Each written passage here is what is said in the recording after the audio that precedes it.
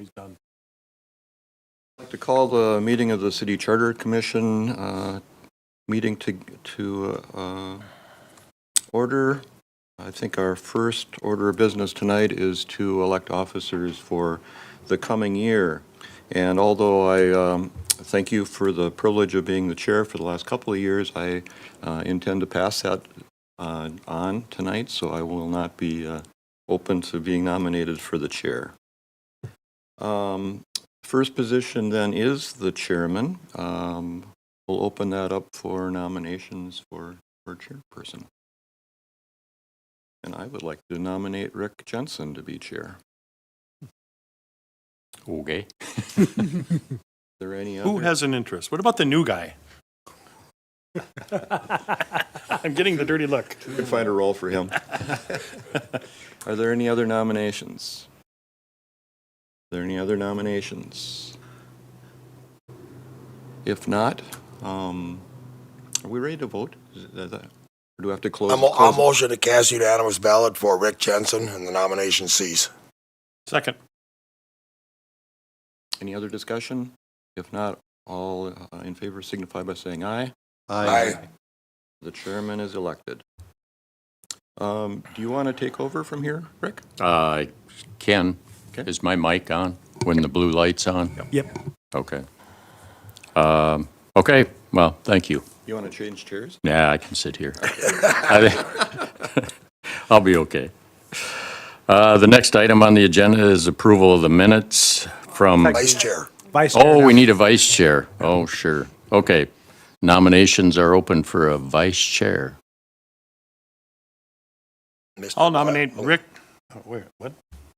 Go ahead. I'll nominate Dave Christian for that spot. For the Vice Chair? Yeah, why not? Move up the ladder. Gets you on the officer chain. Any other nominations? Any other nominations? Any other nominations? Hearing none, is there a motion for Dave? So moved. I'll second that. Motion made and seconded to appoint Dave as the vice chair. Any other discussion? All in favor of the motion, say aye. Aye. Opposed, same sign, motion carried. And moving on to secretary. Any nominations for the secretary? Should pick on somebody that's not here. I would nominate Michelle Margraf. Okay. Second. Any other nominations? Nominations cease. There is a motion for Michelle. Was I'll that move made that. already? Yeah. You'll move. And there's a second. Second. All in favor of nominating for the secretary, say aye. Aye. Same sign. Motion carried. That's pretty good. We didn't stick anybody that wasn't here. That's unusual. Okay, then we'll move on to approval of the minutes. Item 3, approval of the City Charter Commission meeting of February 22nd, 2024.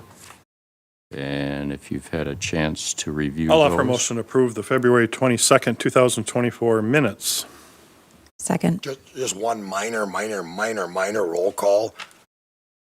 William Swan and put Rick Jensen underneath it.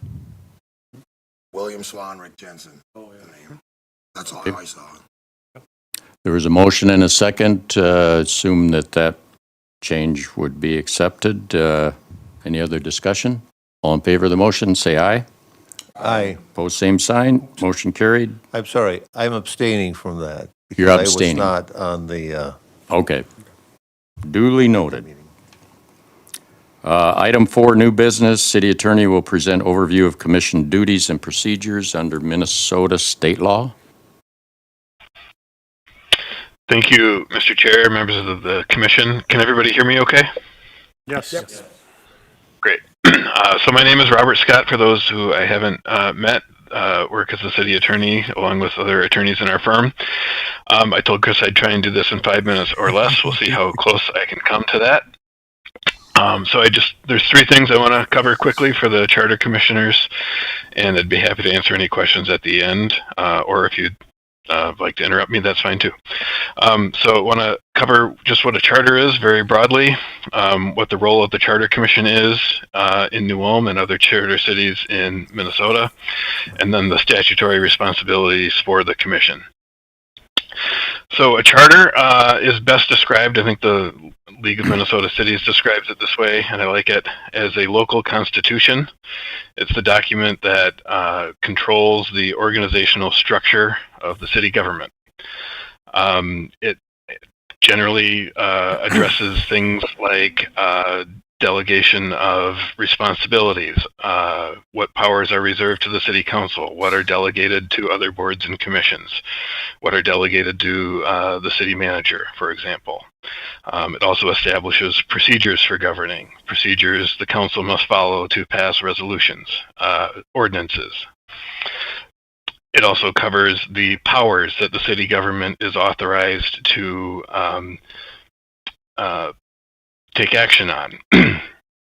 In New Ulm's case, as is the case with most charter cities, the charter confers a broad all powers grant on the city, generally exercised through the city council unless otherwise delegated elsewhere.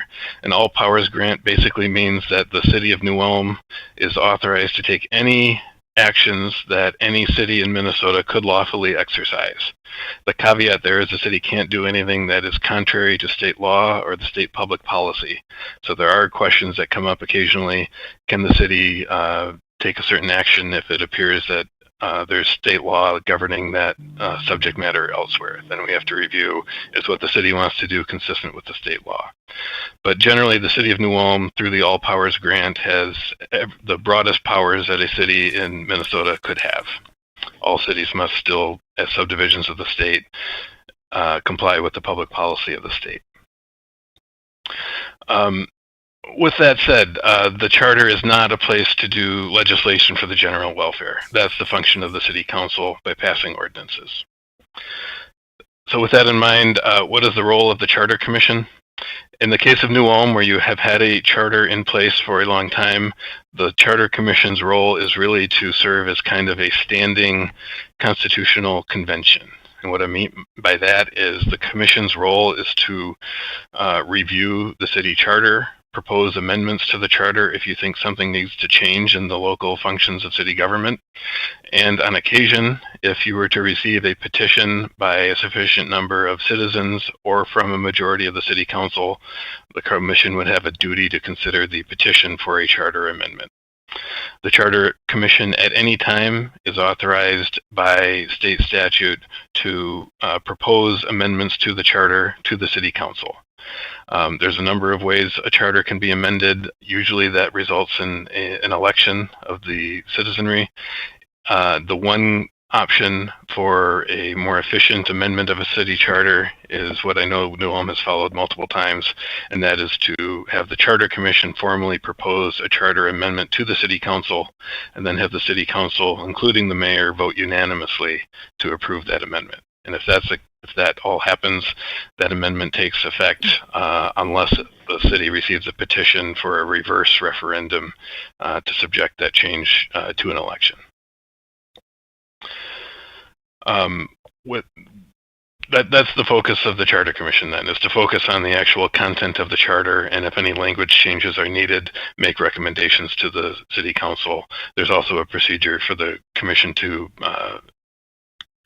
put a proposed amendment directly on the ballot if the city council rejects any of the proposed amendments from the commission. It's helpful, I think, to understand what the commission's role is not. The commission is not a legislative body. You're not kind of a second city council that is passing laws for the general welfare. That function is reserved to the city council. Or in New Ulm's case, there is a procedure for the citizens to initiate an ordinance through an initiative petition. The Charter Commission is not an oversight entity, so you're not charged with overseeing all the different actors within the city to make sure they're complying with the charter. It's also not an enforcement agency. If there's an allegation that someone has acted in violation of a charter provision, that's something that would have to be resolved by the courts if someone were serious enough to initiate a legal challenge over it. So the Charter Commission, again, your focus as commissioners is on the language of the charter, and if any language needs to change or if you recommend any changes. Finally, specific statutory responsibilities that charter commissions have. There honestly are not a lot of them in the statutes. Most of the statutes set forth the requirements for charter commissions in the process of adopting a new charter or a completely revised charter. Once a charter is in place, again, the commission is just kind of a standing body that meets to consider the language and whether any amendments should be suggested. The actual requirements are to meet at least once a year, to consider petitions if you receive them and they comply with statutory requirements from either the voters or from a majority of the city council, to submit an annual report to the district judge of your activities. As a public body, the Charter Commission is subject to the Open Meeting Law and the Government Data Practices Act, and the Commission, as is all government entities in the state, is also required to keep a complete record of your activities, and that's what you do when you take minutes and approve minutes, as you just did at the start of this meeting. On the annual meeting and annual report requirements, those are in statute. There are not a lot of teeth to them. If for some reason neither happened or only one happened, there's no recourse. The commission still exists. It just goes forward and carries forward its business into the next year. With that, that's kind of the overview. I think it might have been a minute or two over, but if anyone has any questions, I'd be happy to try and respond to them. I have one question, and this is maybe just a practical thing. As far as amendments to the charter, are they usually initiated by the city council or by the charter commission or by staff? So it would be the last couple times we've done it, it's been either commission or staff recommending the amendments, and then we kind of talk through them. Robert kind of prepares them for everyone to take a vote, and then we make that, you make that recommendation to the city council to adopt. But does this commission often spend time going through the charter and say, that should be changed, or does that come up from is that, like you said, is that more often, as a practical matter, come from the staff? I would say mostly from commission members. So part of what we'll do tonight, when we talk about establishing the meeting schedule, is we'll probably have a meeting about 30 days out from now. So every commissioner can have time to go through and see if they want to make any changes. There is one suggested change that Robert will go over after this discussion here, but the plan would be to give everyone time to kind of go through, because we did make changes, see if anything needs to be changed, and then bring that at the following meeting. If no one has any changes at that point, we would then convene that meeting until next year. Okay, any other questions? I know the mayor has a plan, at least she did before I left, of looking at all the different commissions and with the potential combining of some, eliminating some. So I think I would read this right, Robert, that if we don't make any changes to the Board of Health, Public Utilities, Human Rights, or Police Commission, the charter would really not be involved in the changes. Is that correct?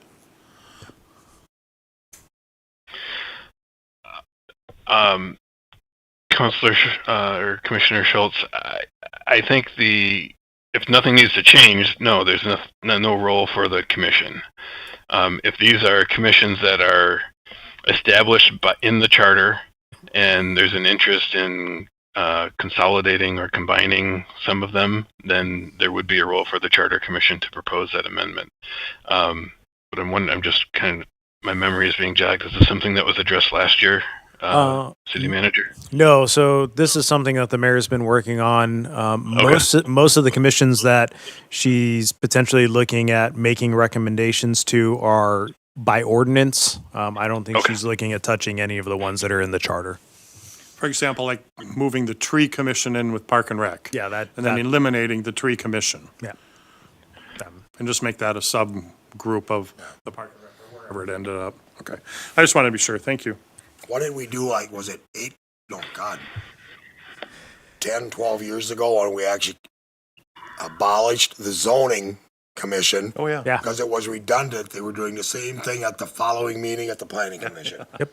You know, 2 meetings, staff time, they were doing the identical thing. Similar to that, that's what they're talking about. Yeah. If we've got 2 commissions that are almost doing the identical thing, why are we doing that? Yep. Okay, anything else? Otherwise, we can move on to 4.2, initial consideration of potential charter amendments, section 32 vacancies. Chris, want to enlighten us on that, or Yeah, Bob? Robert will chime in on this one. Robert?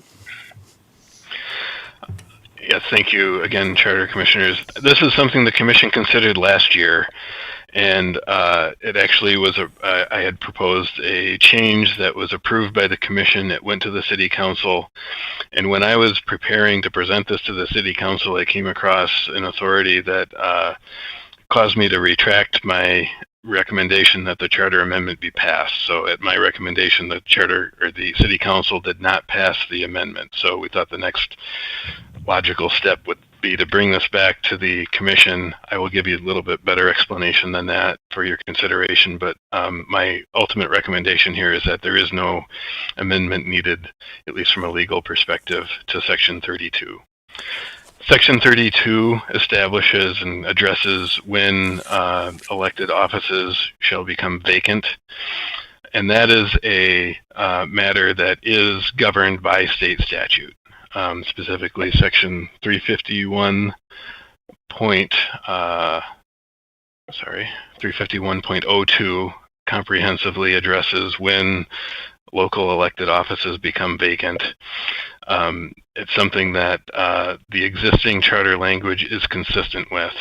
This was, I think, brought onto a Charter Commission agenda at the suggestion that the Commission might want to entertain specifying certain criminal offenses that if a city official were convicted of would disqualify them from office. And my first review of this was that Section 351.02 of state statute already controls that, and that remains true. That statute says that upon conviction of any infamous offense, which courts have held means any felony, upon conviction, a council member's seat or any elected official's seat would become vacant, and then you would go through the procedures to fill that vacancy under your charter. What I suggested be changed when I looked at this the first time was a specific requirement or a specific provision in New Ulm's charter that dealt with when a council member ceases to be a resident of the ward to which the council member was elected. And I was under the understanding at the time that the state statute, when it applies, would only create a vacancy if the council member left the city limits, not just the ward boundaries. And I had suggested a change to reflect that in the New Ulm Charter. When I was preparing to present this to the City Council, I found an Attorney General opinion from some decades ago that took the exact opposite interpretation of the statute. And upon finding that and researching it further, my opinion changed, and I had to explain that to the City Council and explain that actually I think the city charter language right now is already consistent with state statute. So passing the amendment that I had drafted would actually make things worse. So at my recommendation, the council did not pass that amendment. We're bringing it back for consideration. But my report to the Charter Commission is that there's nothing wrong with Section 32 as it is drafted. It's already consistent with the state statute that would control in this case anyway. So my opinion is that there is no revision needed. But I would certainly welcome any questions or follow-up on that. Anybody, any questions on that? Otherwise, we'll move along. Yeah. So Section 32 isn't related to the ordinance number 2024-085? No, that No, was so that's another consideration to look that at. was just attached incorrectly. Oh. The 32 should have been attached. They attached 22 instead of 32. Okay, I was wondering about that. So we don't need to review ordinance 2024? Nope, Because that already passed. that has already been passed. Right, okay. Anything else on that? Otherwise, we can move to 4 dash 3 or dot 3, establish meeting schedule.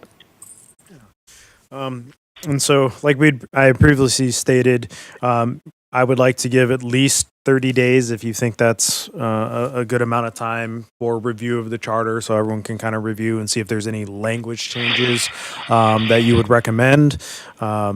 I know the utility director potentially has some changes that she'd like to discuss with me about duties and powers and stuff like that. So that potentially will be coming at that meeting as well. So looking at that, week of February 24th, we can send out a doodle poll if that is suitable for everyone that last week in February to meet again. Okay, Okay. So I'll have Lisa send out a doodle poll on days that week, and we can. so if you're that going to works. send this out with, going back to what Mike brought up, with staff items that staff. they think need to be addressed that then kind of hone us in on. Yeah, and then if those there's, things, right. if you're reading through it, if you haven't read through it, if you're reading through it, and you I used to wanna- come with a list. Yeah, Every year. every year, Les year I came with a list. I don't have a you know? list. I don't have a list this year. So you're more than well go through if there's things you feel you want everyone to take a look at. That's open to everyone. Okay. As a commissioner. All right, that all sound all right? And we'll have that other list from the PUC director before that. I will try and get it out there. At least say, hey, we're going to be looking at these numbers, so you can take a look and see, what's there. So we'll send out a doodle. I'll have Lisa send out a doodle poll for the week of the February 24th. See when everyone's available, and then we'll reverse engineer that. Sounds good. You said February 24th? The week of. Week of. I'm gone that whole week, but I mean, we can do it the week of the 3rd. We'll send Yeah. we'll send it out there and see what. sometimes it just happens. Okay. Anything else? You don't have a list. I can't believe it. No. Otherwise, entertain a motion to adjourn. So moved. Second. Motion made and seconded to adjourn. All in favor, say aye. Aye. Opposed, same sign. Motion carried. Thank you.